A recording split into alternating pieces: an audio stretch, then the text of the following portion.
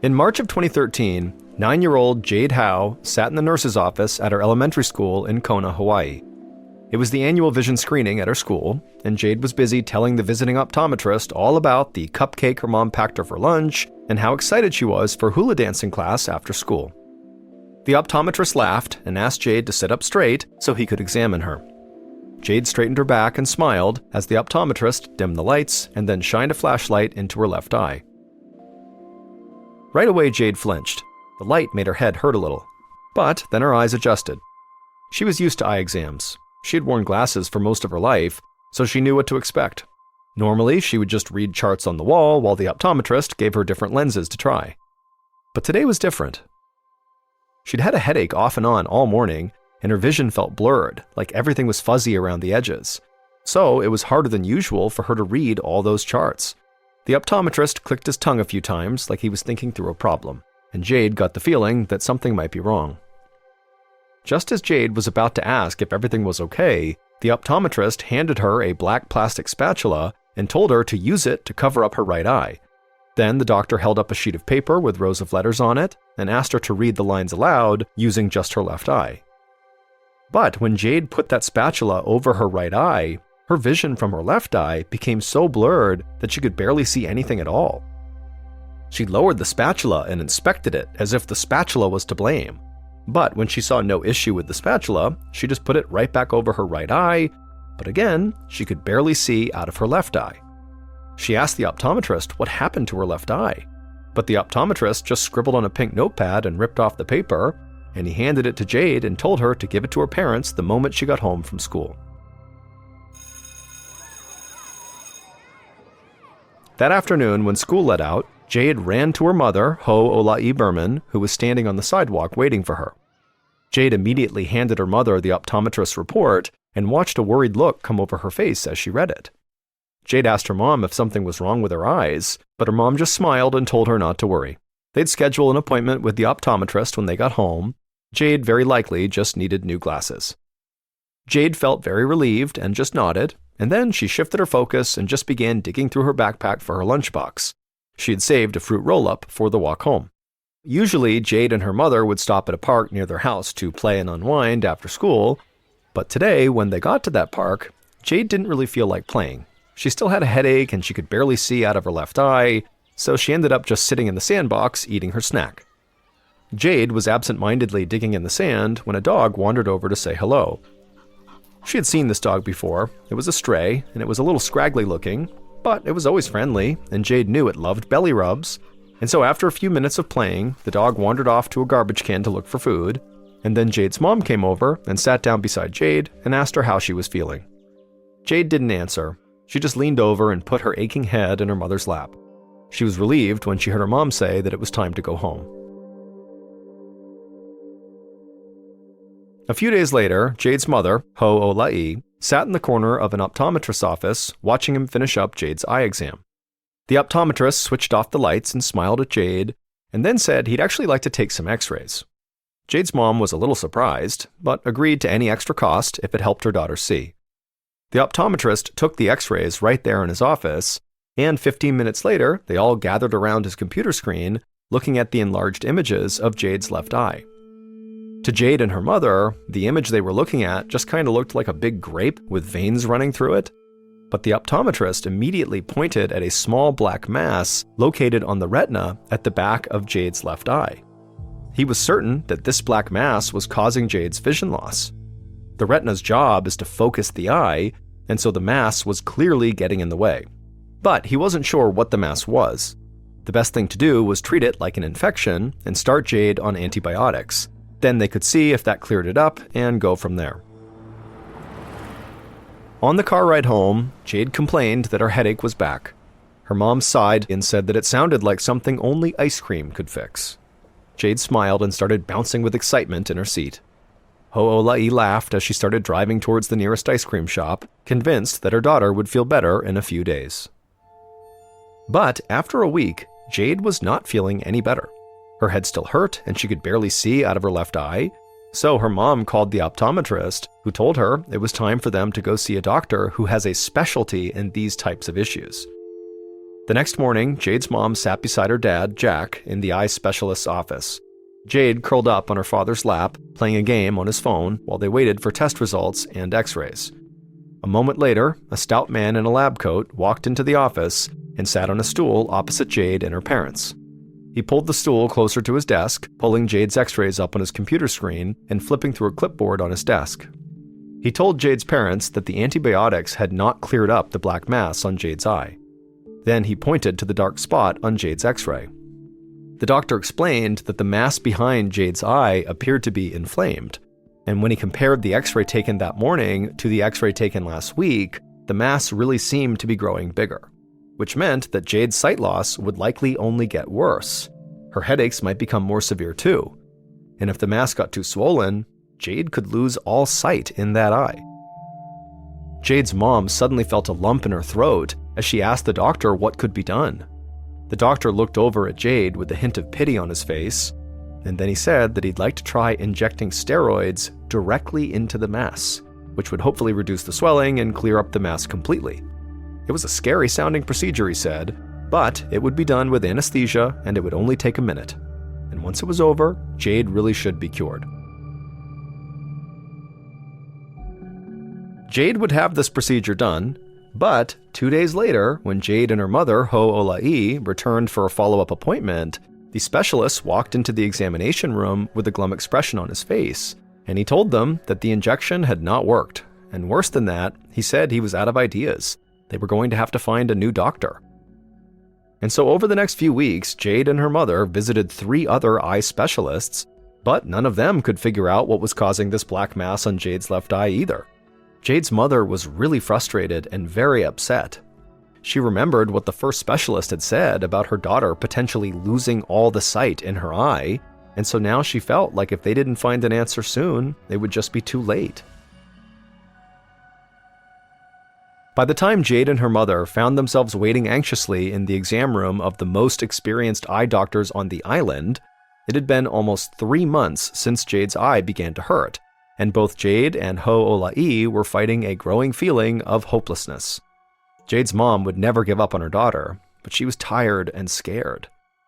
The door finally opened, and a tall man with short black hair and a prominent chin strode inside. His name was Dr. Eugene Ng, and he was a retina surgeon. He squatted down in front of Jade and asked her gently if he could look at her eyes. Jade smiled and nodded and let go of her mother's hand. Her mother felt relief rise in her chest. She liked Dr. Ng immediately, and it was clear Jade did too. But as Dr. Ng shined a flashlight into Jade's eyes and conducted a few quick tests, Jade's mother tried to tamp down her optimism. This was the same thing every other doctor had done, and when Dr. Ng clicked off his flashlight and stood up, she braced herself to hear him say, "Well, there's nothing we can do. Go find another doctor." But, unlike all the other eye specialists, Dr. Ng said he was fairly certain he knew what was wrong with her eye. Jade's mother could barely believe this. She smiled and let herself hope, just for a second, that finally her daughter would get the help she needed. But then she realized that Dr. Ng was not smiling back at her. Instead, he looked almost grim as he told her that while he could diagnose Jade's problem, nobody in all of Hawaii had the expertise to actually fix it. Jade needed immediate medical attention that was not available on the islands, so she would have to be flown to the mainland of the United States as soon as possible.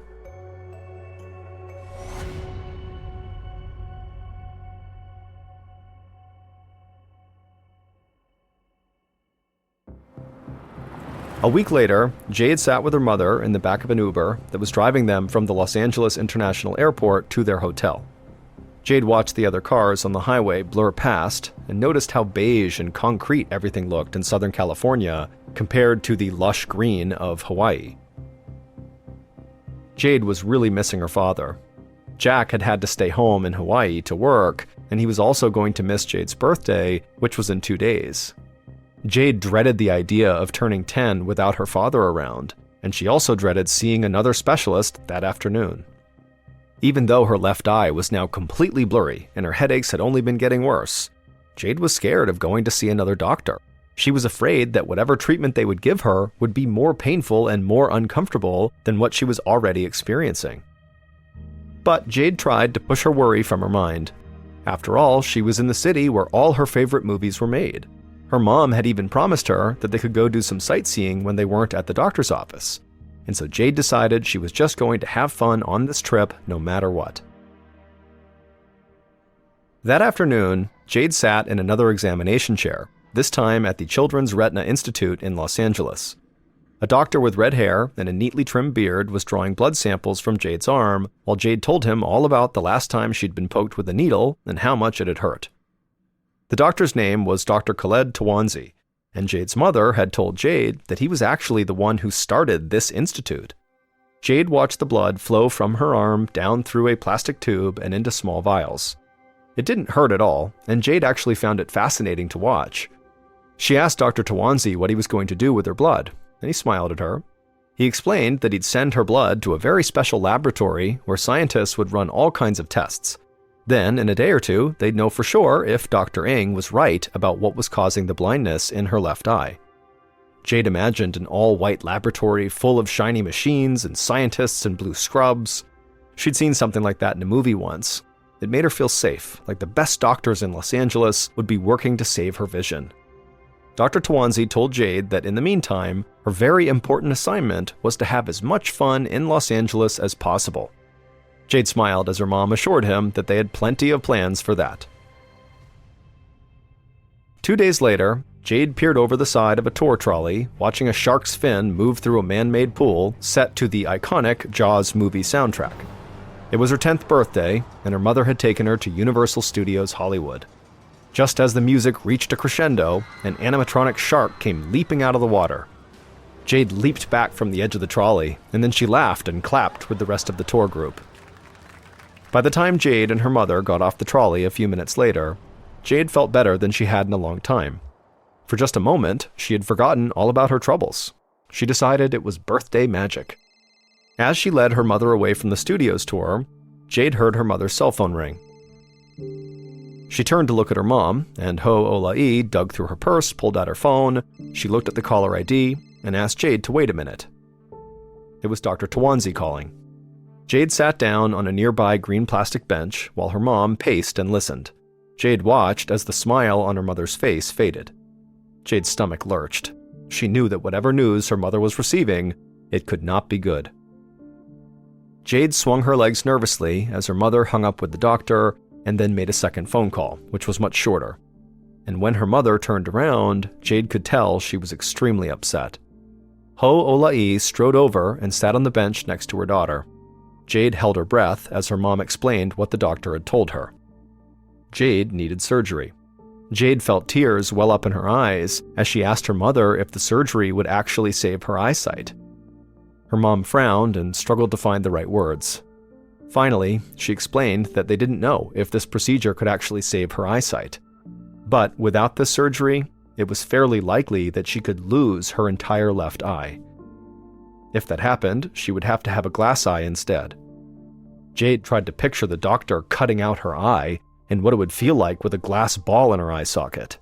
The very thought of it sent tears running down her face, and she turned to her mom and sobbed into her chest. The next morning, Jade's mother stood next to Jade's gurney at the Children's Retina Institute. Jade looked frightened and kept looking around for her father, who had gotten on the first plane available to come join them. Jack was supposed to have landed more than an hour ago, and Jade's mother was worried he would miss the surgery. Ho'ola'i squeezed her daughter's hand as Dr. Tawanzi propped open the double doors that led to the operating room. He asked Jade if she was ready, and her mother beamed proudly as Jade nodded her head bravely. Then they heard a commotion down the hall. They all turned to see Jade's dad, Jack, burst into the hallway and run toward the gurney. When Jack reached them, he leaned down and planted a big kiss on Jade's forehead. He whispered in Jade's ear happy birthday and that he loved her. Finally, a nurse said it was time to take Jade into surgery, and so Ho'ola'i and Jack both blew kisses at their daughter as she was rolled into the operating room. The parents held each other as they watched the doors swing closed. It all felt so unfair. Their daughter was barely 10 years old, and she might lose her eye.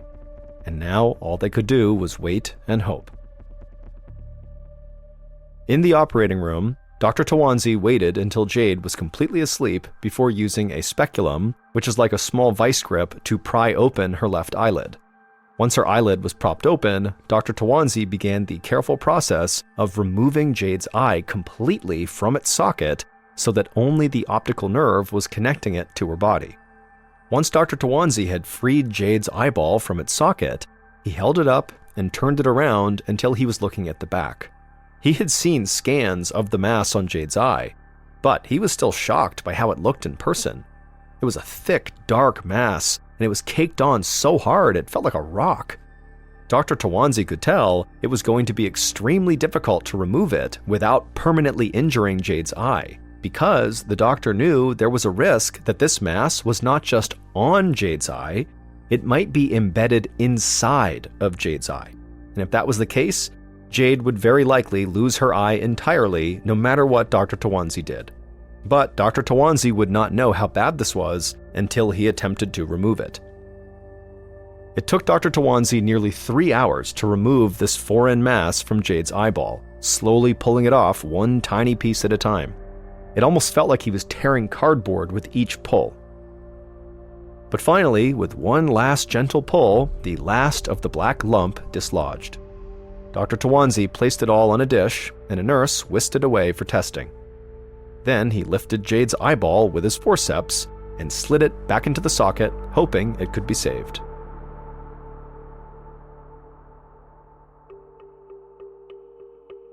The first thing Jade saw when she woke up was her parents' smiling faces. However, she only saw them through her right eye. A protective patch was covering her left eye following the surgery.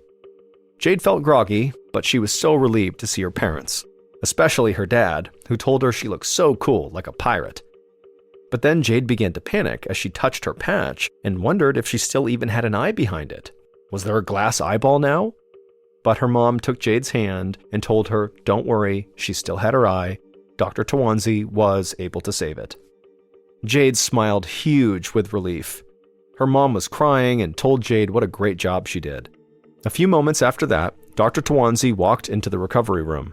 Jade and her family grinned and thanked him for his help. But Dr. Tawanzi said they were not out of the woods yet. He told Jade and her parents that Dr. Ng had been right about his diagnosis. Jade's condition was much more dangerous than anything doctors in Hawaii could treat, and the surgery was not a guaranteed solution. Because Jade's eyeball had been invaded by living creatures. The creatures, he said, were parasites called Toxocara, otherwise known as roundworm. Dr. Tawanzi explained that usually Toxocara is spread through dog feces. He asked if Jade had a pet dog at home. Jade said no, but then she told Dr. Tawanzi about the stray dog that she sometimes played with at the local park. Dr. Tawanzi nodded and said that it was very possible to pick up Toxocara at a park frequented by stray dogs, or even just by pets and their owners.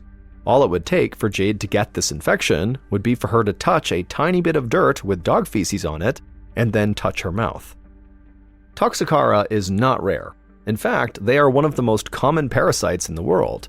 About 5% of American adults have antibodies in them that show they have been exposed at some point in their lives to Toxocara. But most people who ingest Toxocara eggs don't get a single symptom and never even know the parasite was inside of them at all. Typically, the body forms a hard shell around the parasite and expels through the intestines. But in some cases, the body is too slow to react, and the parasites migrate through the body and end up in organs like the liver, kidneys, and sometimes even the eyes. And that's what had happened to Jade. She had developed a very rare condition called ocular toxocariasis. In ocular toxocariasis, the body does finally form that protective shell around the parasites, but only after the parasites have attached themselves to the eye. That's why the mass on the back of Jade's eye was so hard. Her body was trying to protect her, just a little too late. Jade got lucky. Her body's response had come in time to stop the parasites before they completely destroyed her eye. And Dr. Tawanzi was pretty sure he managed to remove every last parasite from her body.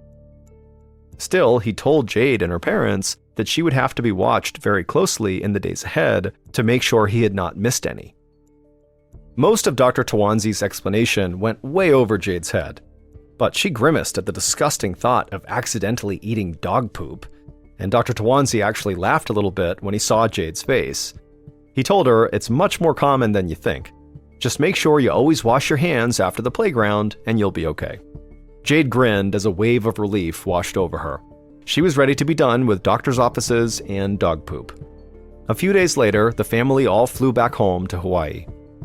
Jade's eyesight in her left eye would come back. However, it really never fully recovered. But other than her vision, she would be okay. Jade would go on to be a cheerleader for her high school, and she would also continue to dance hula.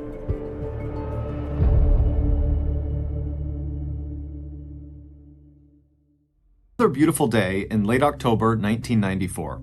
The afternoon air was cool, and the sky above the town of Voorhees was a soft, clear blue, dotted with fluffy white clouds. As 52-year-old Carol Newlander stepped out the door of Classic Cakes Bakery onto the sidewalk, she stopped for a minute and tilted her face upward to enjoy the feel of the light breeze and sunshine. With her eyes closed, she could forget for a few seconds that she was standing in a strip mall in northern New Jersey surrounded by parking lots, and that pretty soon she'd be joining the hundreds of other drivers on the crowded highway that led south from Voorhees to Carol's home in neighboring Cherry Hill. Carol let out her breath and opened her eyes. She and her husband, Rabbi Fred Newlander, did not actually mind the commercial sprawl that had spread out around them since they had arrived in Cherry Hill 20 years ago. That was when Fred had gotten his first job, as assistant rabbi at a Jewish synagogue in Cherry Hill named Emmanuel Temple. A rabbi is a spiritual leader and religious teacher of a Jewish community or congregation. In the 2 decades since their arrival, as Cherry Hill's population grew, so had the Jewish community that now made up almost a third of Cherry Hill's 70,000 residents. Many in that community were ethnic Jews, people who can trace their ancestry back to the land of Israel, and others were non-ethnic Jews who had converted to Judaism. And just a few years after taking that job as assistant rabbi at Emmanuel Temple, Fred had gone on to found his own synagogue named Makor Shalom, which is Hebrew for source of peace. Central to Judaism is the belief in one God who revealed himself through ancient prophets. But Fred's new synagogue also focused on adapting the 3,800-year-old religion to the social and cultural conditions of the modern world. And Fred's gamble had paid off big time. By 1994, Makor Shalom had grown from a few families meeting in members' houses into the largest Jewish temple in Cherry Hill, with a congregation of almost 4,000 members.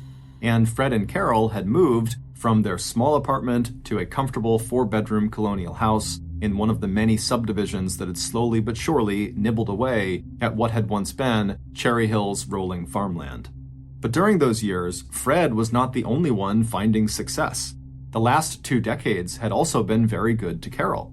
She and Fred had had 1 daughter and 2 sons, and all 3 children were now either working or going to college or medical school. And 10 years ago, as Fred was busy building his congregation, Carol had decided to pursue her own dream.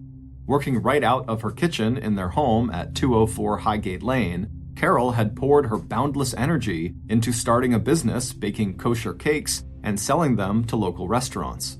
With such a large Jewish community in Cherry Hill, Carol had recognized that there was an unmet demand among that group of customers for cakes and sweets that met strict Jewish dietary guidelines.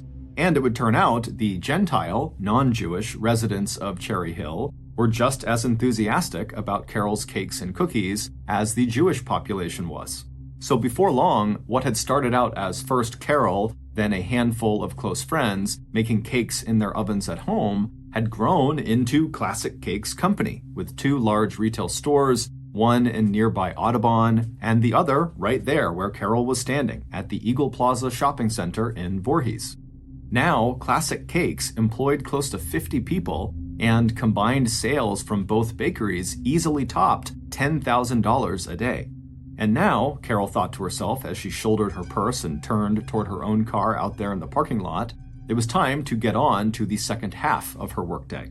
It was Tuesday, October 25th, and on every Tuesday in the late afternoon, Carol and the other managers of Classic Cakes got together for their weekly business meeting in Cherry Hill, at the home of the company's director of human resources.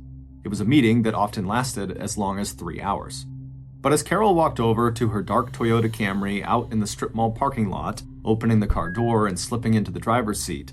That sense of peace she had felt when she had looked up at the sky a few minutes earlier had left her. In its place was a sense of uneasiness. It had to do with her husband, Fred, and the 6-month sabbatical that he had taken at the beginning of this year.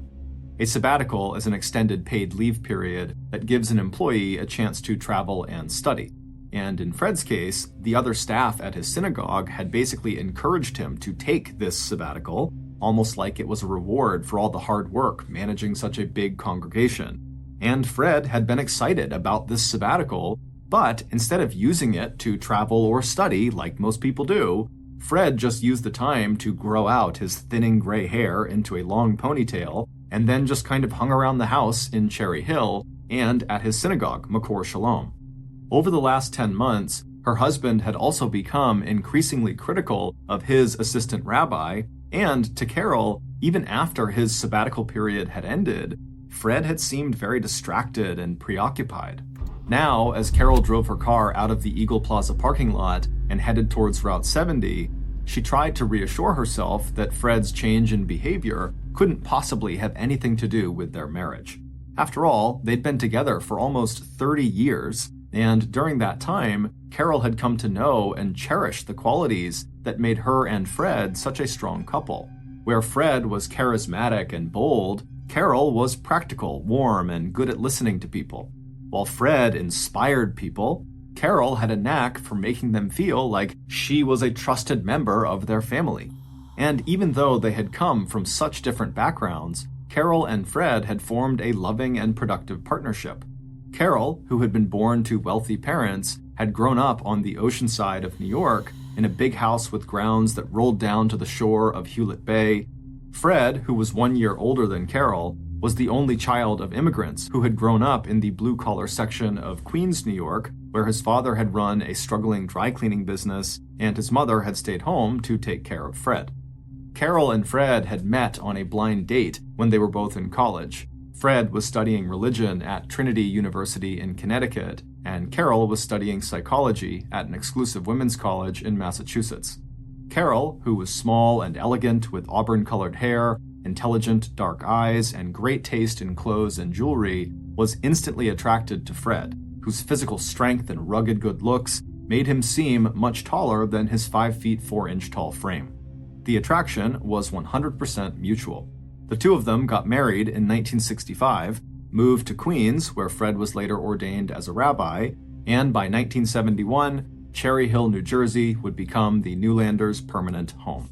And while Carol knew that the passage of the years and the daily routines of everyday life were bound to take the edge off the passion and romance that had brought her and Fred together 3 decades earlier, but she still felt that same attraction to Fred, and she knew that he felt the same way about her. Besides, in less than a week, they'd have some much-needed time to spend together when they headed up to New York this Saturday, October 29th, to visit some relatives. With this comforting thought in mind, Carol dragged her thoughts back to the work ahead of her. And by 4 p.m., after stopping on her way to run a couple of errands, Carol pulled into the driveway of the house where she would meet with her management team. A few hours later, Carol was once again back in her Toyota Camry, but even now her workday was not quite finished. Because it had become Carol's habit that several days a week, she would take home that day's cash from both of her bakery branches, and then she would count the money right at her dining room table. Then, the next morning, she could just deposit the cash at the bank first thing. And while Carol thought this was an efficient and convenient way of doing things, Fred thought it was totally reckless, and he hated that she brought all that money home. Even though Carol kept telling Fred that no one outside of her management circle knew that she sometimes traveled with anywhere from $5,000 to $15,000 in cash tucked into her burgundy wallet at the bottom of her handbag, Fred told her that all of her bakery employees must see her walk out of the store with all that cash, and so he thought Carol was just asking to get robbed. But Carol had always waved off his concerns, saying that her employees were highly vetted and would never do that to her. And where they lived, Cherry Hill, was known as a very safe and quiet neighborhood. And so Carol told Fred that, no one's ever going to break in and try to steal from them. After getting the cash from both of her bakery locations and hopping back into her car to make the ride back home, Carol glanced at her watch and saw that she still had time to call her 24-year-old daughter, Rebecca. Rebecca was married and a hospital administrator in Philadelphia. Carol had always been very close with Rebecca, and so she cherished these daily phone calls with her. So as Carol drove along, she picked up her car phone, she dialed Rebecca's number, and a few minutes later, she and her daughter were chatting happily about the day's events. Carol was still on the phone when she pulled into her driveway at 204 Highgate Lane. But before she could wrap up the call with Rebecca, Carol was suddenly startled by a loud knock on her car window right next to her head. After nearly dropping her phone, Carol turned and looked outside and saw this huge man standing there right in her driveway. Seeing the look of alarm on Carol's face, the stranger stepped back and put his hands up in the air reassuringly. Carol told Rebecca, who was now asking, what's going on, to just hang on for a minute, that someone was here, and then Carol rolled her window down just a few inches and asked what this guy wanted. And the man in the driveway apologized for startling Carol, and then told her he was just there to see the rabbi and to deliver a package to him. Instantly, Carol could feel herself relax. She had been a rabbi's wife long enough that she'd come to expect visits from members of his congregation for all kinds of reasons and at all kinds of hours, day and night. Rolling the car window down the rest of the way, Carol smiled at the visitor and gestured toward the darkened house.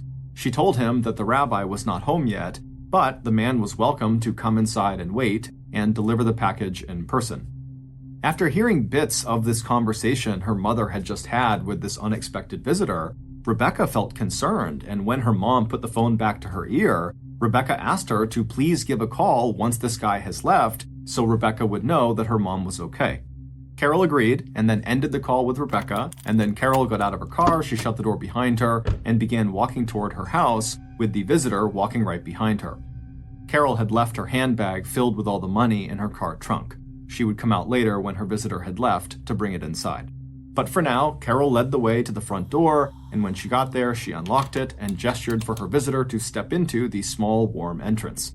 But once the visitor was inside, the man began acting strange, glancing quickly left and right at the living room and dining rooms on either side of him and Carol. Then he began shifting his weight from one foot to another, and then suddenly, kind of awkwardly, he blurted out to Carol, can I just use your bathroom for a minute? Sensing what she took to be his embarrassment at having to make this request, Carol just smiled and said, of course, and directed him through the kitchen to the first floor bathroom at the back of the house. And then Carol walked back to the front of the house. When the man returned a few minutes later, Carol was standing near the front door looking through the mail that had been delivered that day, and she told the visitor that he was welcome to take a seat in the living room. But the big man just thanked her, said he was sorry for bothering her, and just handed Carol a plain white envelope and asked if she could give it to the rabbi. And then the visitor reached his hand out to open the front door.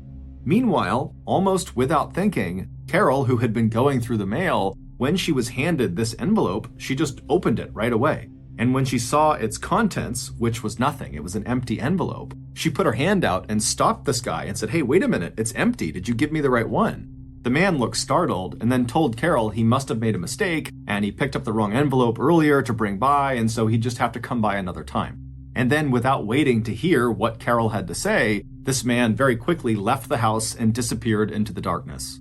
Back inside the house, Carol just tore up the empty envelope and dropped it into the wastebasket. Then she picked up the cordless landline phone and dialed Rebecca to tell her daughter that she didn't need to worry, that the man was gone. And as Carol told her daughter about this guy, she laughed and smiled to herself as she described how he came in and just used the bathroom, gave her an empty envelope, and then ran away. It was just another day in the life of a rabbi's wife. An odd but funny story that Carol would tell friends a couple of times in the following couple of days before forgetting all about it. But exactly 1 week later, both Carol and her daughter, Rebecca, would find themselves remembering that strange encounter all too well. Not long after 8 p.m. on the evening of Tuesday, November 1st, 1994, Carol was once again arriving at her home on Highgate Lane after having left the weekly Classic Cakes business meeting. The weekend trip she and Fred had just taken to New York had not gone at all the way Carol had hoped. And now, as she pulled her car into the driveway and looked at her darkened house, she told herself that the dissatisfaction that her husband had told her he felt in their marriage was just the result of a late midlife crisis. It had all come out during a big argument they had had on their way home from New York that past Sunday, and Carol was still feeling really hurt and angry. By Monday night, both Carol and Fred had calmed down and agreed that they would go to both separate and joint marriage counseling sessions. They had also talked to each other about cutting back on some of the activities that over the years had drawn them into almost separate lives: Fred's religious duties and Carol's business. But Carol was still upset and shaken, and as she parked her car, turned off the engine, grabbed her purse, and then walked through a swirl of fallen leaves to the house, all she wanted was to get inside and call her daughter Rebecca. Carol knew that hearing her daughter's voice, maybe planning a shopping trip together next weekend, would put Carol in a happier frame of mind. And sure enough, a few minutes later, when Carol heard her daughter pick up the phone and say hello, Carol's spirits lifted. With a sigh of relief, Carol kicked off her shoes in the front hall and then settled in for a nice long chat. But only partway through their call, at around 8:30 p.m., Carol was interrupted by a knock on the front door.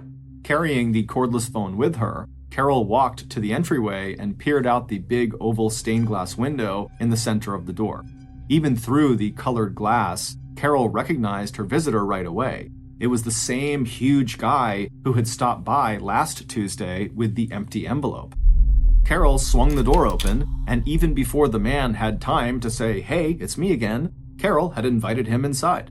She assumed that he was there to see the rabbi again, or maybe this time deliver an envelope that actually had something inside of it. As the man stepped inside, Carol very quietly whispered into the phone to her daughter that her visitor was the bathroom man again. Then Carol turned to her visitor and said she'd be off the phone in a minute, and for now he should just make himself comfortable in the living room. A minute later, Carol wrapped up her call with her daughter, and she put the cordless phone down on a wooden bench in the entryway. And then when she turned around, she was surprised to see her visitor, the bathroom man, had still not moved to the living room. He was still just standing right in front of the front door. Carol let out a quiet sigh, thinking to herself this man was still just as awkward now as he had been the last time they had met. But Carol's years of practice as a hostess kicked in, and she made herself smile. And stepping in front of her visitor, Carol invited the man to follow her deeper into the house. But Carol had only taken 1 or 2 steps away from him when she suddenly felt a big hand grab her left shoulder. And then, before Carol could turn around or even understand what was happening, she felt an explosion of pain as something smashed into the back of her head. The blow was so hard it knocked Carol's glasses off of her face and sent her staggering into the middle of the living room. Then, all at once, she felt a powerful shove to the middle of her back, and then she fell to her knees. A moment later, blood streaming down the sides of her face and into her ears, Carol collapsed onto the white carpet. Later, when the bathroom man looked inside of Carol's burgundy-colored wallet he had taken from her home, he couldn't believe his eyes. He'd been expecting to see thousands of dollars. Instead, he pulled out a grand total of $150. That day had been one of the rare days that Carol had decided not to bring home the cash from that day's sales at the 2 Classic Cakes locations.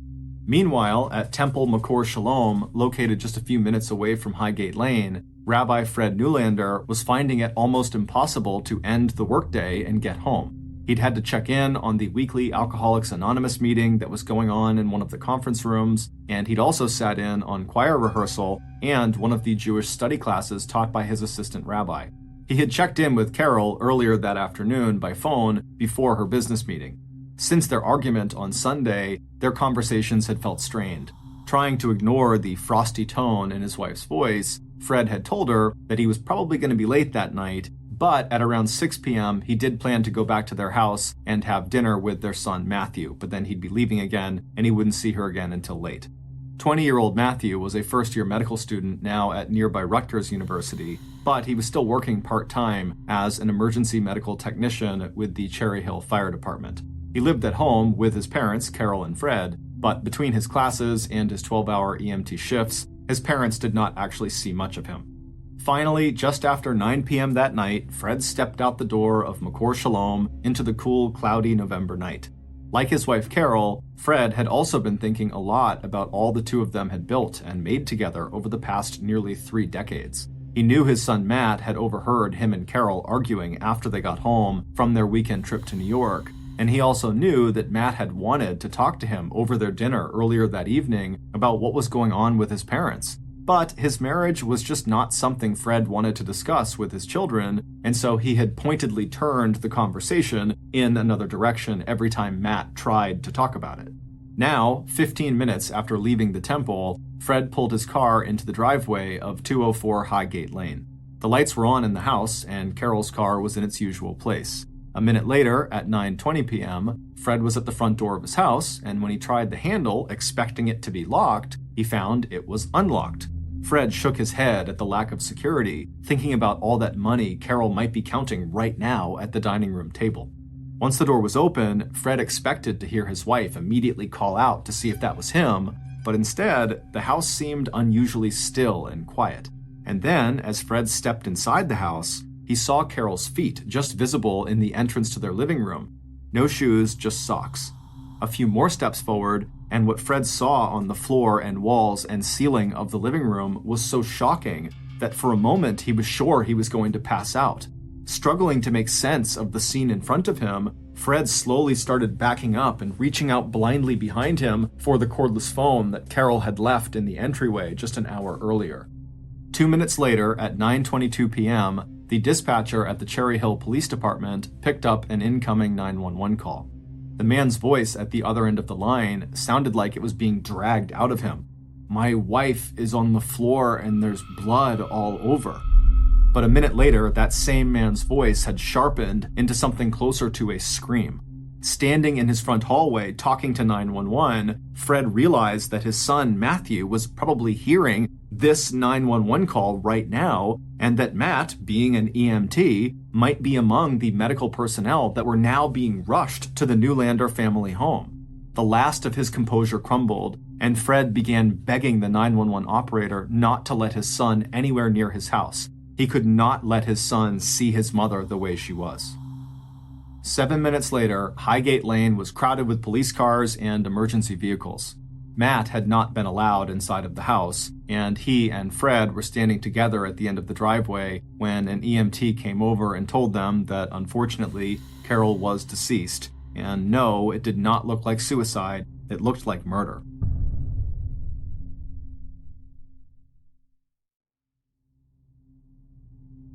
By 10 p.m., crime scene techs and homicide detectives had also started arriving at the scene. Officers put up yellow crime tape to hold back the gathering crowd of friends and neighbors that had begun to gather in the street outside of the Newlander's house. Friends also drove to Rebecca's apartment in Philadelphia to bring her back to Cherry Hill to join her father and her brother Matt. Later that same night, Fred's assistant rabbi would call another rabbi near the University of Michigan, where Carol and Fred's other son Benjamin was a freshman, so Benjamin would not be alone when the call came through that his mother was dead.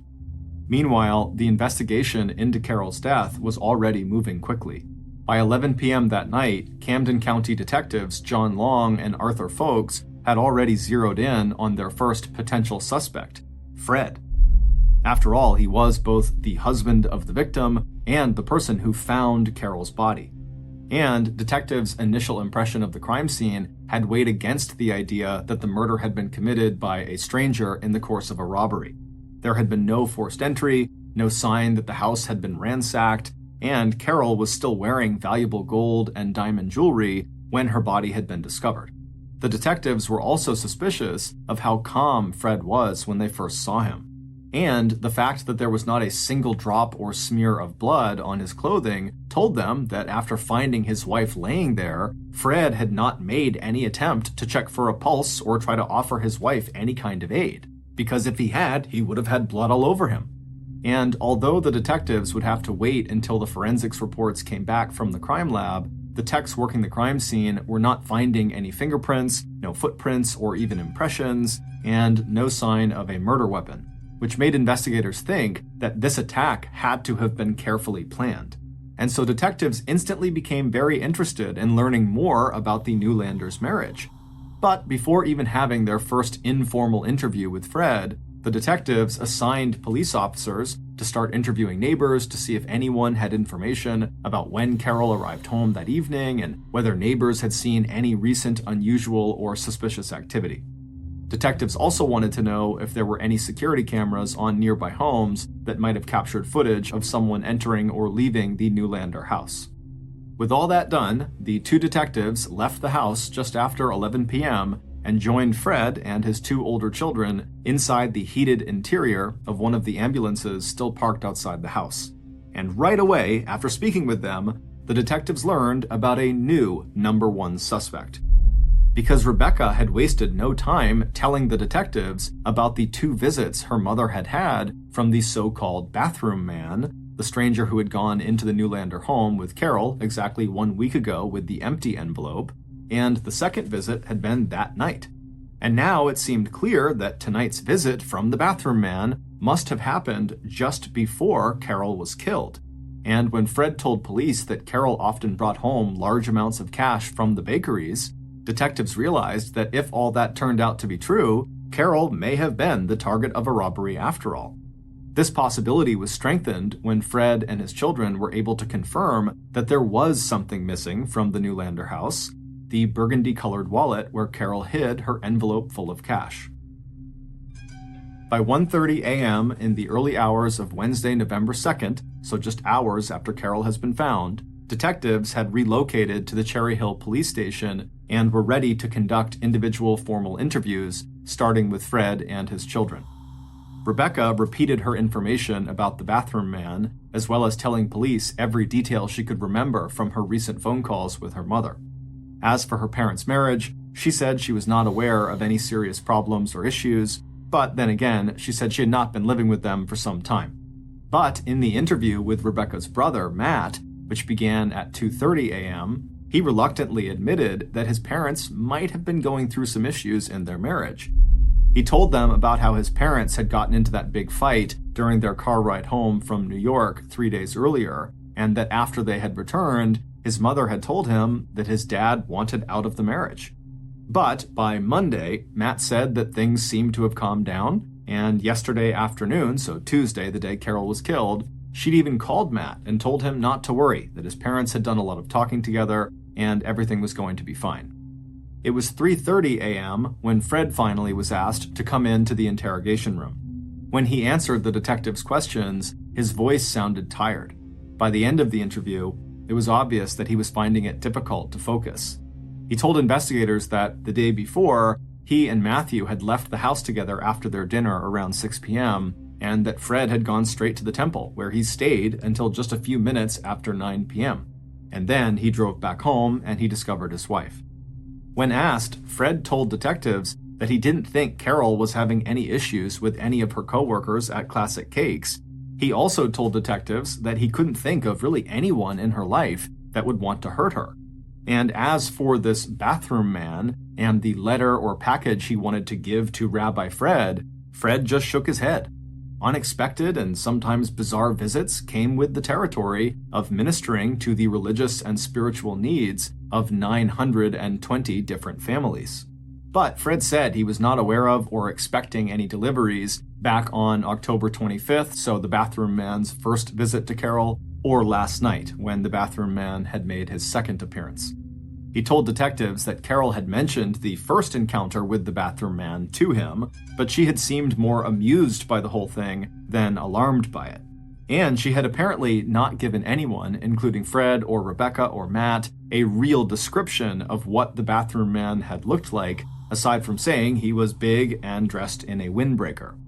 As for Fred's relationship with Carol, he said it was good, very good, that they both had been very faithful to each other and that they loved each other and never had to go get counseling or anything like that, and at no point had their relationship ever come close to being physically abusive.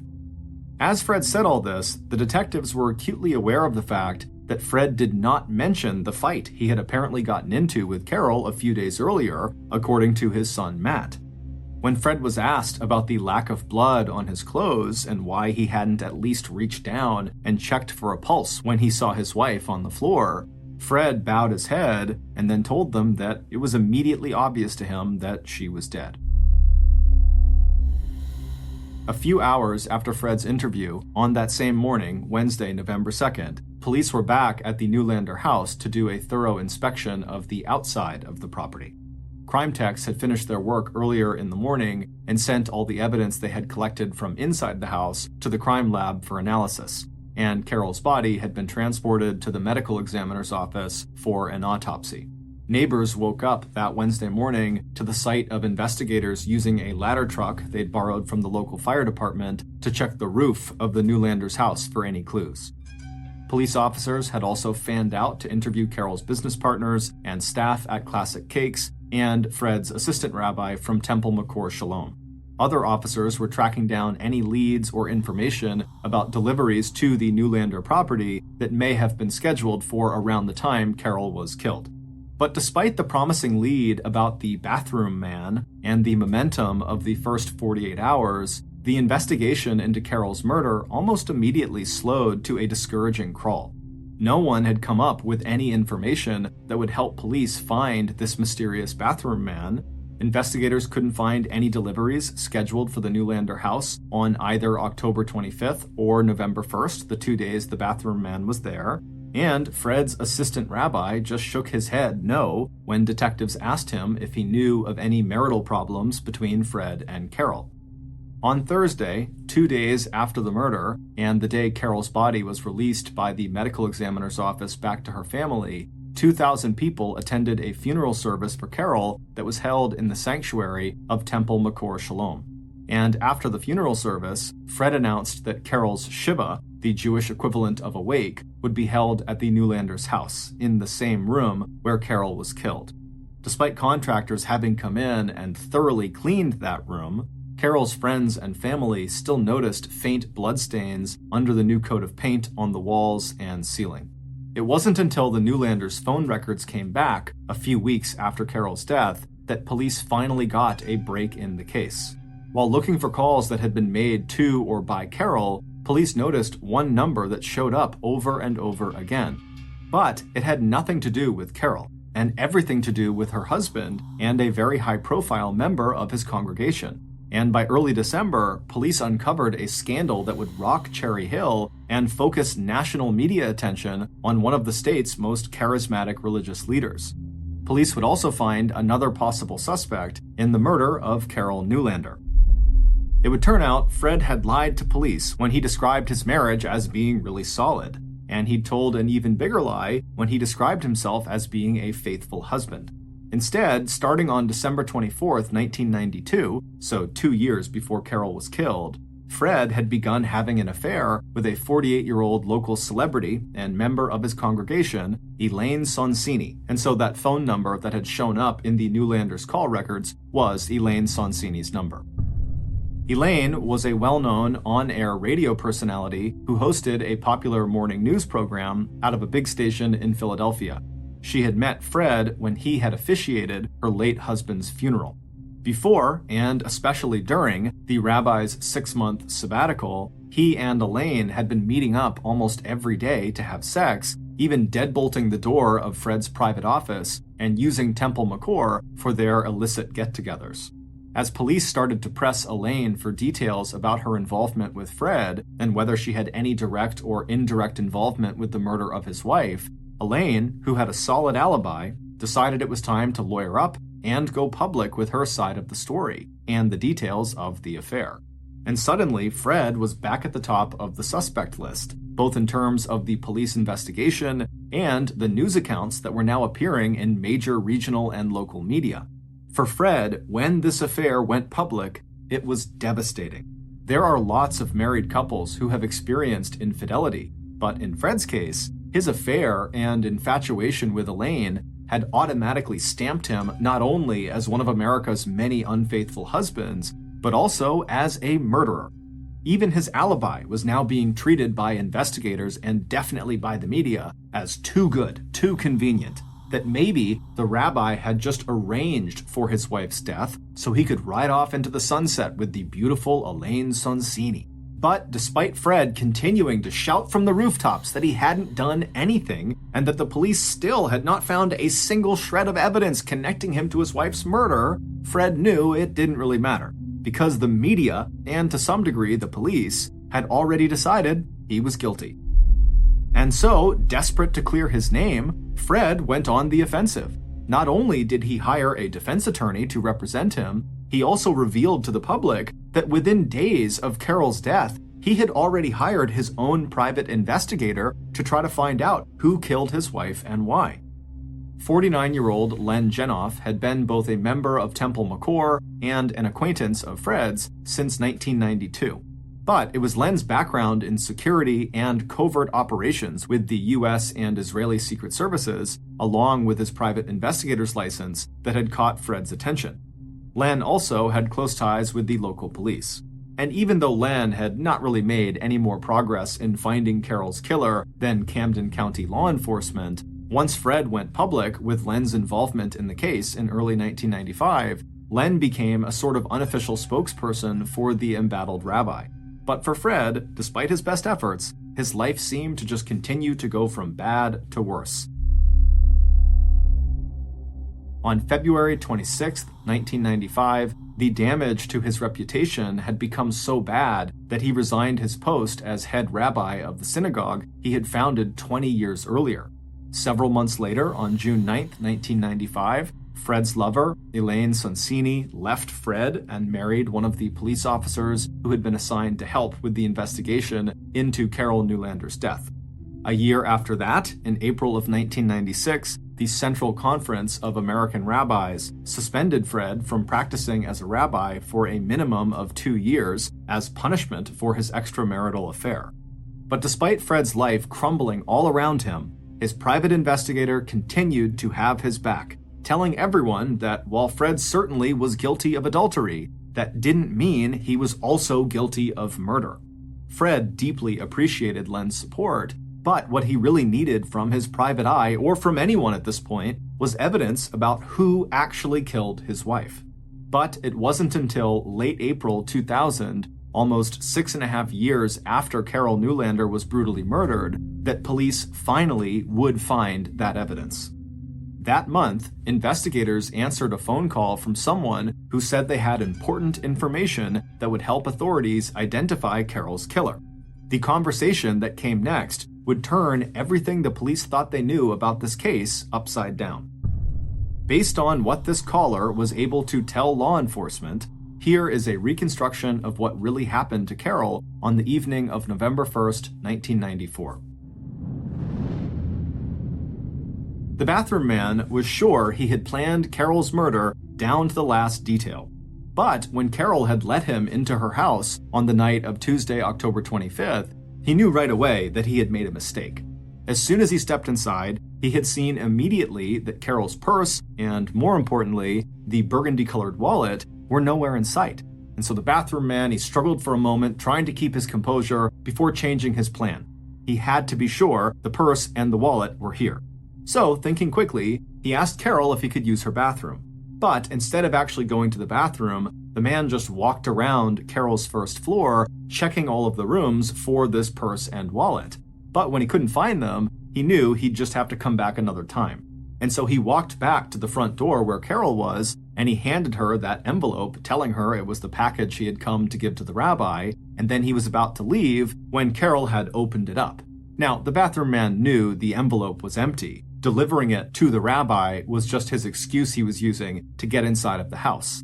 And so when Carol immediately opened the envelope right in front of him and told him, "Hey, look, it's empty," the bathroom man suddenly panicked, wondering if Carol was onto him. But he could see in her face right away that she wasn't. She was just concerned he had not delivered the right letter, and so he should come by another time when he had the right letter. 1 week later, on November 1st, the bathroom man took steps not to repeat his earlier mistake. This time, he waited until Carol had walked inside of her house, carrying her purse over her shoulder, before he also walked up to the door and began knocking. Bathroom man felt a stab of alarm when the door opened and he saw that Carol was talking to someone on the telephone. But that was followed by relief when she invited him inside before he even had to say who he was or why he was there. Once inside, he glanced quickly into both front rooms, and this time he saw the purse sitting on the dining room table. Even as Carol finished her call and placed the cordless phone down on the bench near them in the entryway, bathroom man was already adjusting his windbreaker to make sure he could easily access the 1-foot-long metal pipe he had stuck in his back pants pocket. Satisfied that the purse and wallet were definitely here, he focused again on Carol, and heard her tell him to follow her through the living room into the sun parlor. But as soon as Carol had turned away from him and had begun taking a few steps across the hardwood floor onto the white carpet, Bathroom Man reached behind his back and pulled out the metal pipe and clutched it in his right hand. And then, with his left hand, he reached out and he grabbed Carol's left shoulder, forcing her to come to an abrupt stop, and then before she could turn around, Bathroom Man had lifted the pipe into the air and brought it crashing down into the back of Carol's head. A moment later, he used his left hand to shove Carol hard in the center of her back, sending her flying into the living room where her knees began to buckle out from under her. As she collapsed forward onto the ground, Carol uttered a single word, "Why?" Bathroom Man didn't answer her. Instead, he turned back to the door and quickly motioned to his much younger accomplice who was waiting outside in the bushes to come inside and finish the job. Seconds later, Bathroom Man had handed off the length of pipe to his much younger companion, and as Bathroom Man headed for the dining room to get the burgundy wallet out of Carol's purse, his companion got to work on Carol. From the dining room, Bathroom Man could hear the sickening thuds of what would be at least 12 savage blows to Carol's head that would break her skull and inflict catastrophic injuries to her brain. An autopsy would later show that Carol had tried to protect herself by putting her hands up over the back of her head, but this younger accomplice of Bathroom Man had hit her hands so hard with the pipe that he'd practically amputated one of her fingers. When Bathroom Man stepped back into the living room to make sure Carol was dead, he had to stop and catch his breath. The beating the younger companion had administered on Carol had taken less than a minute, but in those 45 seconds, the upswings of the metal pipe had sprayed the walls and ceiling with so much blood that it looked like a scene out of a horror movie. And Carol lay on her side at the center of it all, her neat blue pantsuit and print top slowly darkening in the pool of blood, spreading out around her and soaking into the thick pile of the white carpet. Bathroom Man walked over and checked Carol for a pulse, and when he didn't find one, he and his younger companion left the house. Once outside, the two men got into a single car and drove to a nearby brightly lit parking lot outside of a department store. After his younger accomplice changed into clean clothes, Bathroom Man gathered up any blood-stained belongings and the blood-stained pipe, and he stuffed it all into a small duffel bag. Then he pulled out Carol's burgundy wallet. He thought of the thousands of dollars that he was sure to find inside of it as a bonus payment on top of what he had already been paid to commit this murder. But inside the wallet, all he found was $150. The two killers split the money, and then with a sudden gesture of disgust, Bathroom Man threw the burgundy wallet onto the floor of his car. A minute later, Bathroom Man's accomplice had climbed out of the passenger seat and settled in behind the wheel of his own car that he'd parked there earlier in the evening.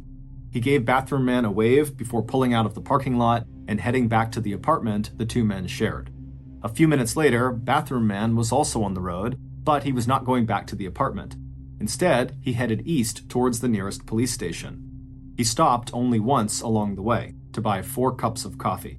Later that night, he would make a drive out to Philadelphia and stop at different dumpsters along the way to dispose of the small duffel and bloody clothes, the murder weapon, and the empty burgundy wallet. But for right now, he had an alibi he needed to build.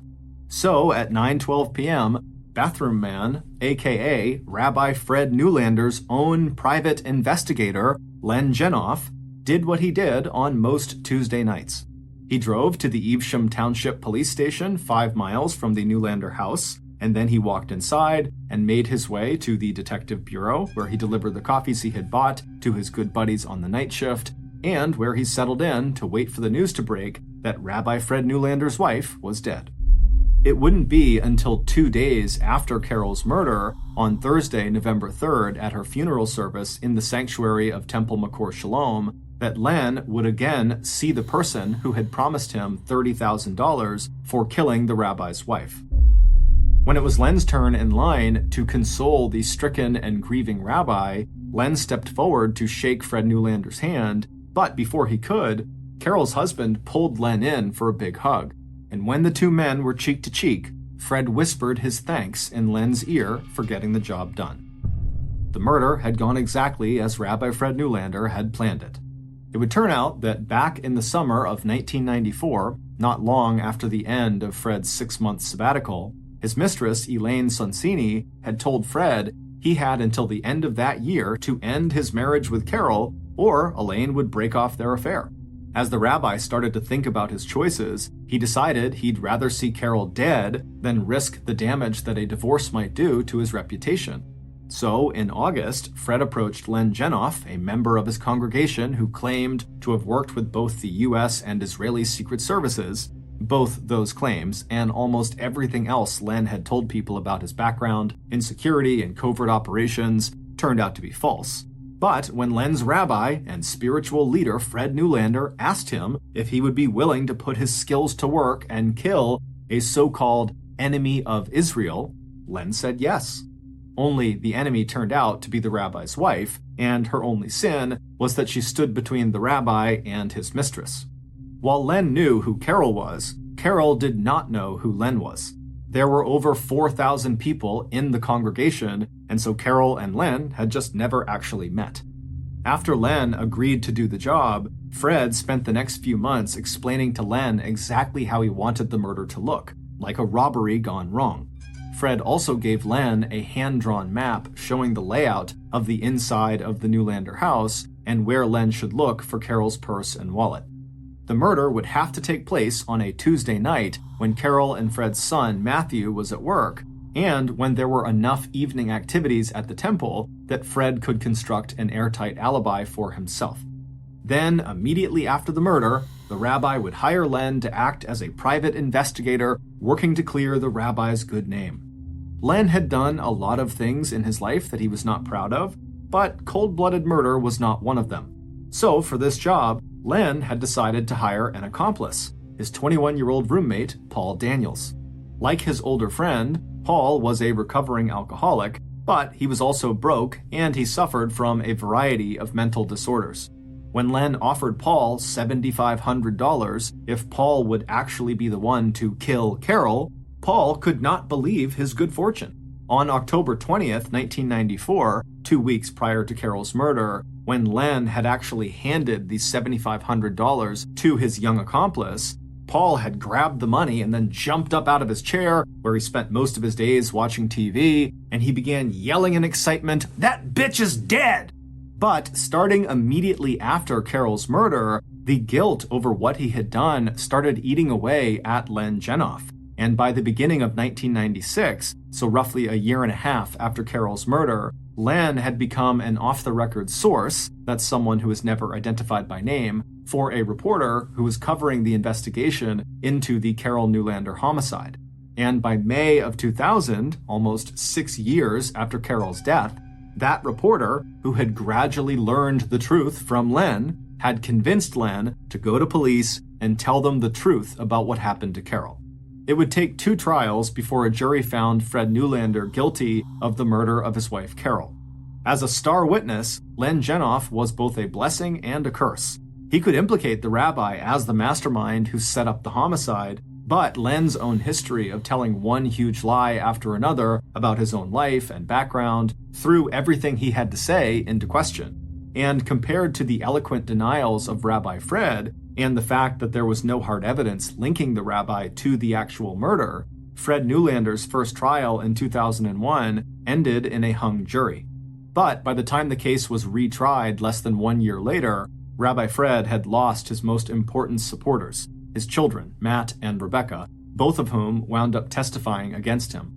In November of 2002, Rabbi Fred was found guilty of murder and conspiracy, and on January 15, 2003, he was sentenced to 30 years to life in prison. Both Len Genoff and his accomplice Paul Daniels were convicted of aggravated manslaughter and sentenced to a maximum of 23 years. They were both released from prison in 2014 after serving their mandatory minimum of 10 years. In 2013, 3 12-year-olds named Paul, Tim, and Max were living in New Orleans. And even though they were too young to remember Hurricane Katrina from 2005, the devastation it left in its wake was around them every day. Just down the street from their neighborhood was a row of houses that had all been abandoned after they were destroyed by the storm surge. And Paul, who was the ringleader of the group, would routinely drag Tim and Max into that row of houses to look for treasure, but they rarely left with anything more than some old clothes and some broken kitchenware. One day, Paul told Tim and Max that if they wanted to find some real treasure, they would have to go looking inside of the abandoned hospital. Despite it being completely boarded up, windows, doors, and a huge fence around it, Paul said he had discovered an entrance in the back of the building. Tim and Max were not nearly as excited as Paul about this idea because all they had heard about this hospital was criminals lived inside of it, and they'd also heard that the basement was completely flooded and basically the whole structure was not safe. But Paul was really convincing because he told them they were being babies. And so they said, okay, well, we'll go with you then. So the boys drove their bikes the couple of miles over to where this hospital was, and they eventually reached the big chain link fence that surrounded the entire property with no trespassing signs all over it. Behind the fence, they saw this ominous entrance into this underground parking garage that even from the street level, you could look down and clearly see it was totally flooded with gross, stagnant, dark water. But the boys carried on, and Paul led them to a section of the chain link fence that had been cut open. So the boys parked their bikes and locked them up and then crawled through the gap in the fence and began walking up the small parking lot that led up to the loading dock of the hospital. As they got closer, Paul pointed to a shed that was situated right underneath a broken out window on the second floor, and it was immediately clear that people were using the shed to climb up and through that window. Paul was the first one to climb onto the shed, and then from there he jumped up and grabbed the ledge of the broken window and hoisted himself up and then very carefully climbed through. Once he got through, he turned around and yelled for the boys to come up. Once all three of them got inside and they began looking around, they were amazed at what they saw. There was all this medical equipment that had just been left out. Clearly there had not been an attempt at salvaging anything inside of this hospital. There were even blood samples still sitting out on tables. That day, the boys explored the entire floor they came in on, which was the second floor, and by the end of the day, they left with a couple of random medical souvenirs. Over the following few months, the boys kept coming back to the hospital and had eventually explored every room on every floor except for one, the basement. They wanted to go down there, but even Paul thought it was a bad idea because it was completely flooded with disgusting standing water and there were no windows that went down into the basement, so it was totally pitch black. But by the end of the summer, they were getting bored with all the other floors of the hospital. They had seen everything, they had found everything, there was nothing left to explore. And so they decided, we're gonna go in the basement. So one afternoon, they put on some dirty old clothes that they didn't mind ruining, and they made their way over to the hospital. They parked their bikes, they snuck through the fence, they made their way up to the shed, they climbed up into the second floor, they walked down the second floor hallway down to the flight of stairs, they went down to the first floor where the stairs stopped. From there, they walked over to an access door that led to another flight of stairs that just went down into the basement. And so they open that door up, they step inside, and they get their flashlights out because it's pitch black inside of the stairwell, and they shine their lights down the steps, and it was a half flight of stairs that led to a dry landing, and then there was another flight of stairs from the landing going down to the basement floor, and the final steps of that second set of stairs were completely submerged.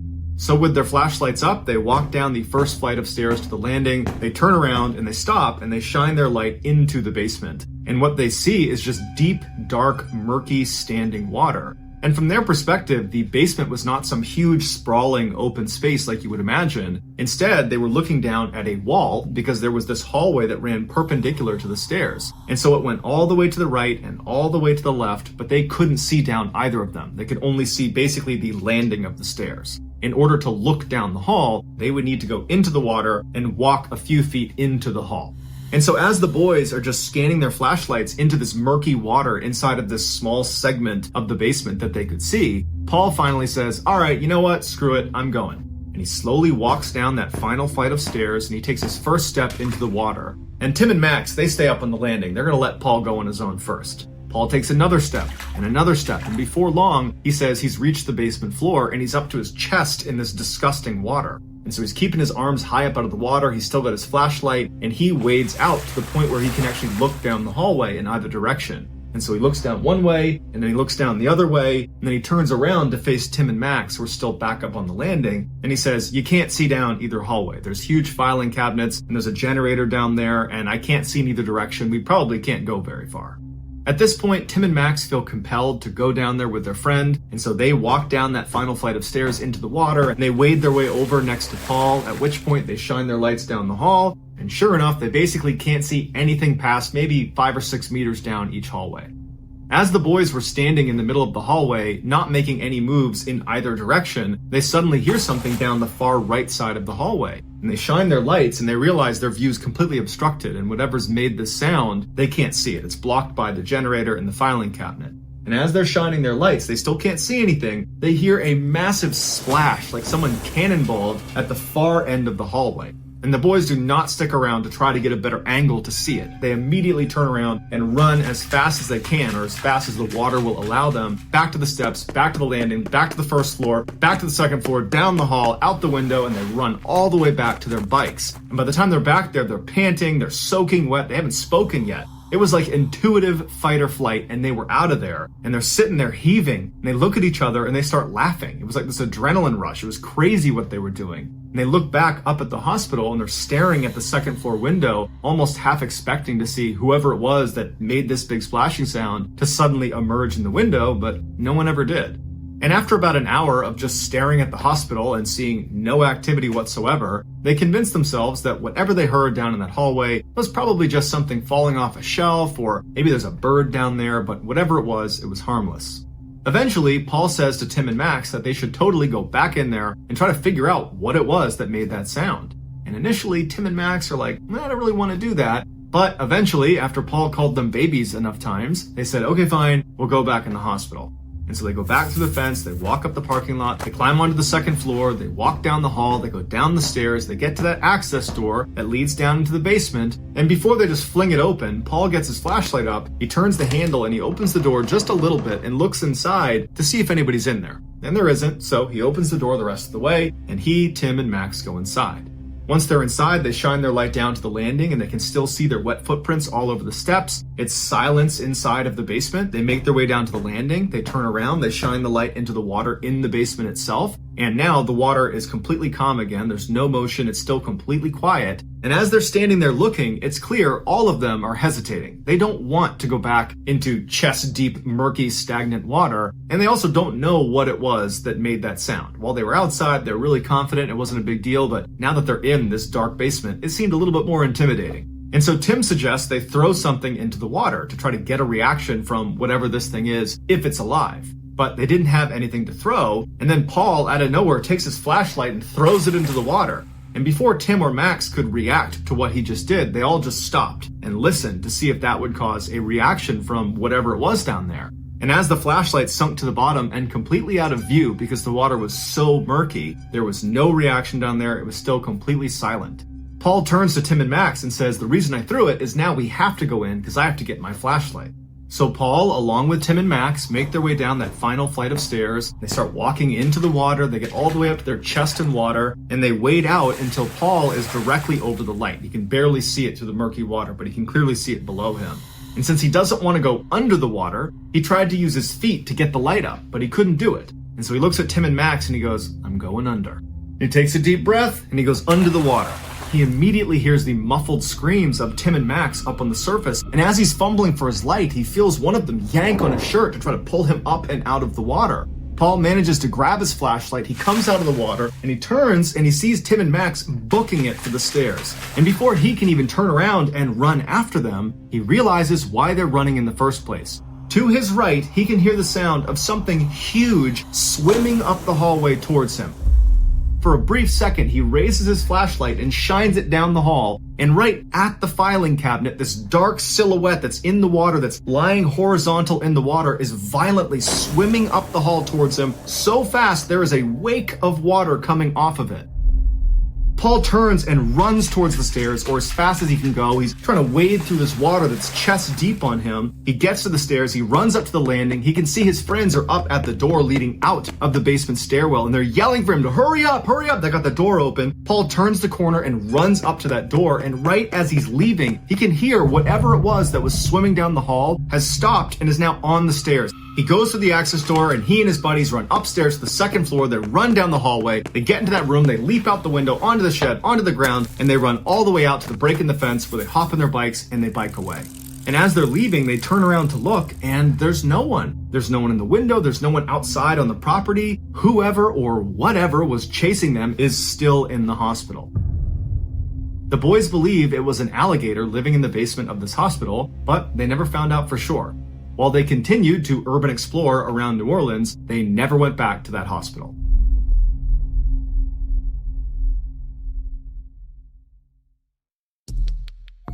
Our next story is called What Lurks Below.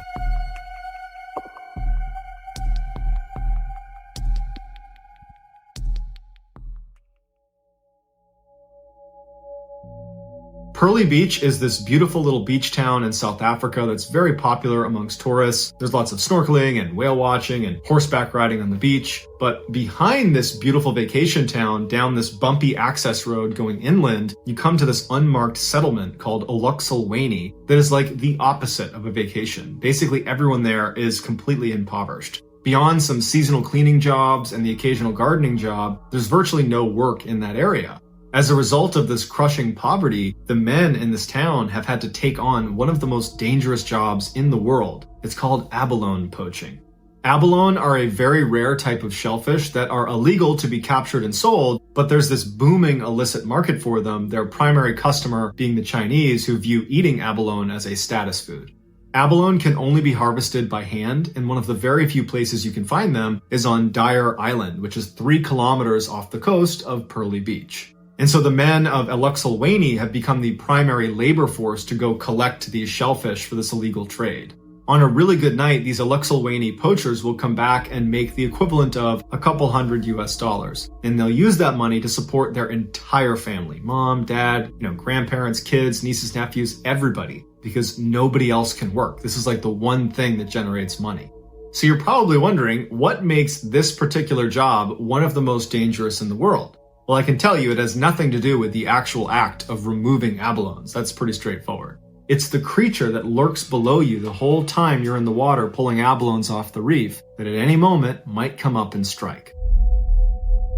In the early morning hours of September 3rd, 2017, a group of Eluxulwany poachers met on Pearly Beach to make their way out to Dyer Island.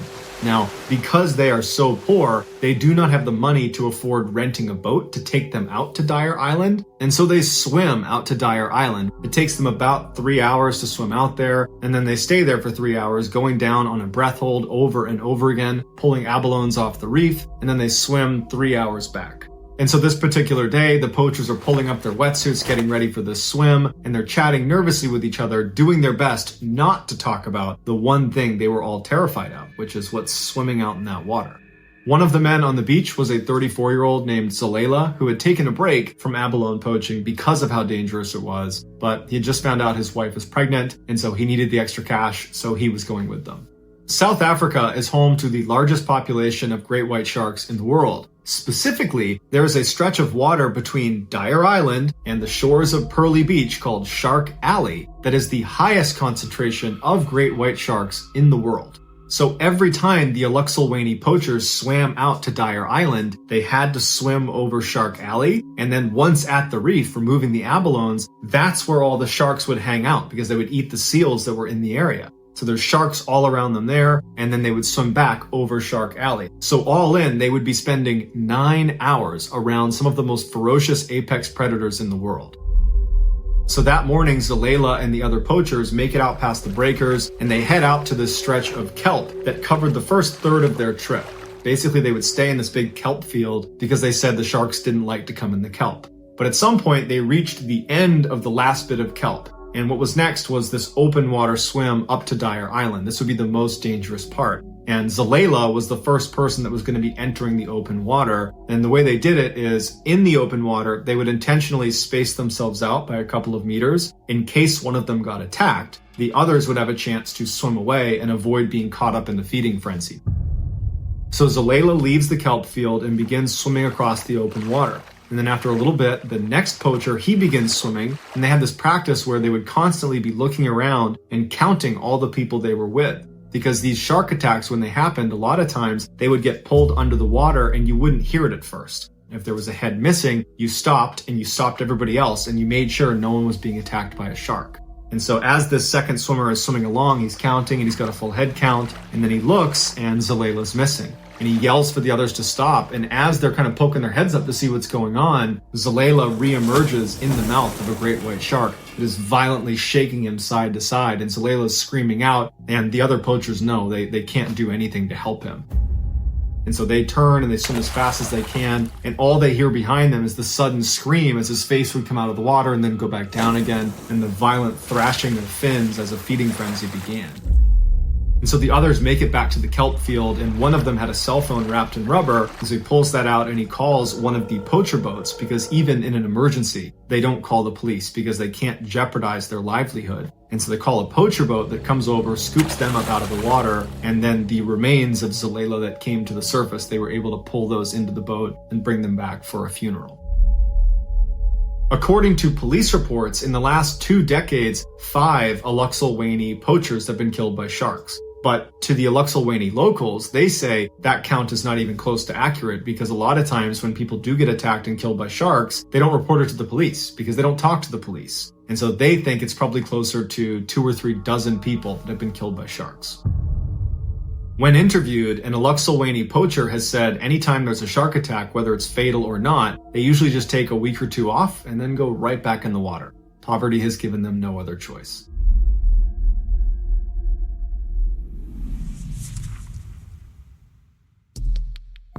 The next and final story of today's episode is called Thalassophobia.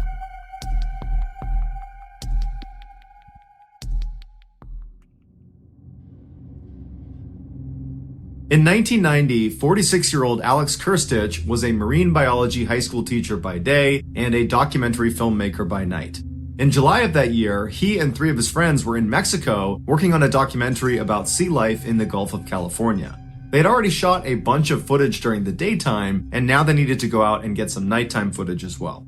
On the evening of the 25th, Alex and his 3 friends boarded a 70-foot research vessel with all of their diving and camera equipment. They waited until just before sunset to leave the harbor, and then it was a 30-minute transit to this area just north of La Paz that they had been told was very active at night. Once the ship was stopped, they threw their anchor down and then turned on these bright spotlights and aimed them into the water. And then one of the ship's crew members put a big piece of tuna onto his fishing rod and then cast it out into the water to try to lure some animals to the area.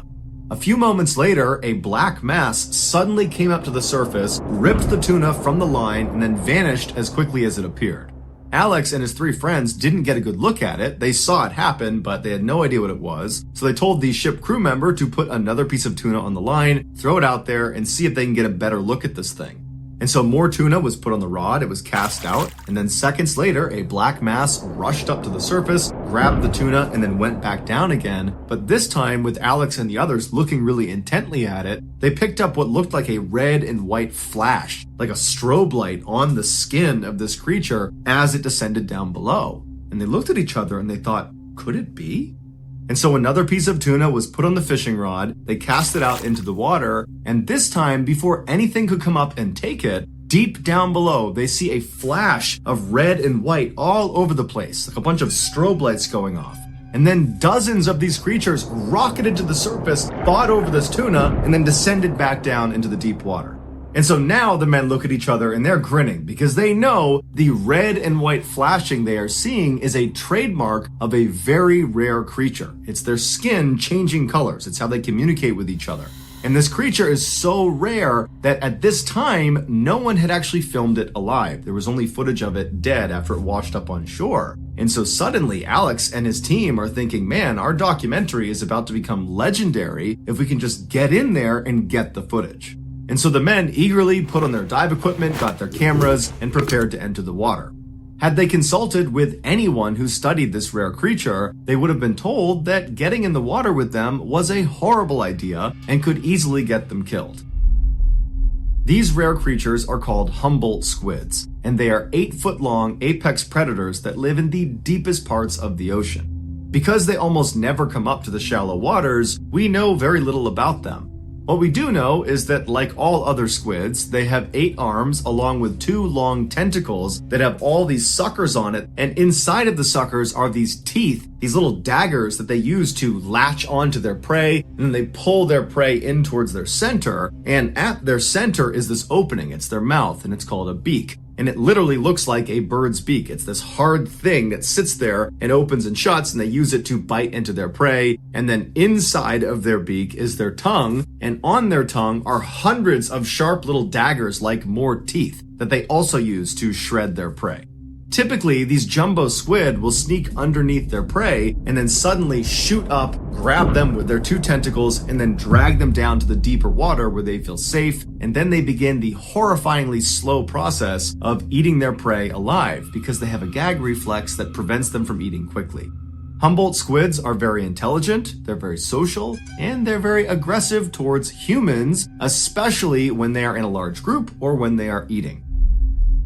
But of course, Alex and his 3 friends are not thinking about this. They're just eager to get into those jumbo squid infested waters and get this footage. And so they give each other the final okays. They're ready, their equipment's good to go, and they slip off the side of the boat into the water. Once they were in the water, they sank down to 30 feet, at which point they spread out around the squid that were still darting up to the edge of the boat to try to get more tuna. After a few minutes of Alex and his buddies taking this great footage of these squids, a 14-foot shark suddenly comes into the mix and tries to eat the tuna off the side of the boat. But ironically, on its way out after not getting any tuna, the shark got its tail fins stuck on the actual hook and then became bait for the Humboldt squids. And seconds later, these squids began ripping the shark apart. And so Alex and his 3 friends decided to move closer to the drama to get some great footage. As Alex is right up next to this drama unfolding, he feels himself suddenly sinking in the water. And he's kind of fixated on getting the shot, so he's not really worried about why he's sinking. He's thinking maybe my buoyancy compensator's off, maybe my weights are too heavy. But when he looks down, he realizes in horror, a Humboldt squid has wrapped one of its tentacles around his right swim fin. And so he instinctively begins kicking the squid's tentacle with his left leg. He gets it to release him, and in a panic, Alex begins swimming back up towards the surface. But he's still 40 feet away at this point from the boat. And at this point, the other squid had been alerted to Alex as now being considered prey. And so as Alex is going up, from behind, another squid comes up and wraps its tentacle around his neck. And his neck was the only area on his body that was not protected by his neoprene wetsuit. And so the daggers inside of these suckers on this tentacle dug into his neck, all around his neck. So his neck's being cut into and he's being strangled and being pulled down by this squid. And so Alex begins punching and squeezing and pulling on this tentacle, fighting for his life. And he manages to get this squid, the second one, also to release him. But by now, he's been pulled down to 50 feet. He's got a ways to go to get back to the boat. And the other squid are all coming over. They're converging on him because they're all communicating that here's our prey, here's our other meal. And so Alex tries to swim as fast as he can back to the boat, but he only made it a few feet before another Humboldt squid darted up and came right up to his face, wrapped both tentacles around his entire head, blinding him, and he immediately felt the beak pressed up against his face, and it was opening and closing, trying to bite him, but it was biting down on his dive mask that was basically saving him from having his skull crushed by this squid. The squid became frustrated because it's not digging into Alex's flesh, and so it readjusted its grip on him by sliding down to his midsection, where immediately it begins pulling him down violently in these pulsing bursts. And so all Alex starts doing is punching and hitting and doing everything he can to get this thing off of him, and then for some reason it does release him. Maybe it was just so frustrated that it could not puncture into him. And so Alex is now down to about 60 feet, and he starts swimming as fast as he can with all these squids all around him, but for some reason, none of them attacked him. And so Alex swims up to the boat, and before he actually gets on board, he looks down back into the water, and there's just dozens of these squids that are flashing red and white at each other, just kind of hovering in the water, not making any move towards him. It was like they were just watching him. Alex sprinted up that ladder, got into the boat, and shortly after, his 3 friends came out of the water as well. They were unharmed. Alex had deep cuts all around his neck from where the tentacles had driven their teeth into his throat, but besides that, he was physically okay. Mentally, he was a train wreck and was very traumatized from this event, as you could imagine. Today, his encounter with the jumbo squids is a thing of legend in the diving community.